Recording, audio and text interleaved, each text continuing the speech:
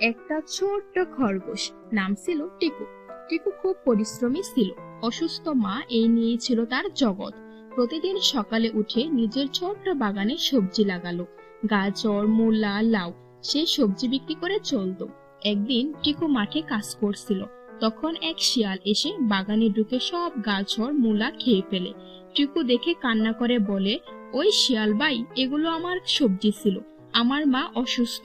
শিয়াল হাসে। সে বলে, তুই ছোট, তোর কিছুই করার নেই, আমি যা চাইবো তাই খাবো। খরগোশ দৌড়ে যায় জঙ্গলের পশুর আদালতে। সেখানে ছিল সিংহ রাজা, হাতি বিচারক আর অনেক পশু। টিকু কাঁদতে কাঁদতে সব বলে। সব পশুর চোখে জল চলে আসে।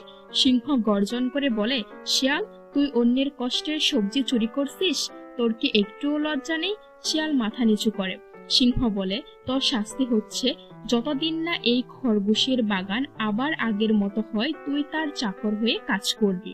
তারপর শিয়াল তার ভুল বুঝতে পারে এবং কষ্ট করে টিকুর বাগান ঠিক করে দেয়।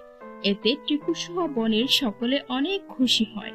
কিন্তু তারপরও টিকু কান্না করতে থাকে, কারণ তার ভিডিওতে লাইক সাবস্ক্রাইব করেনি।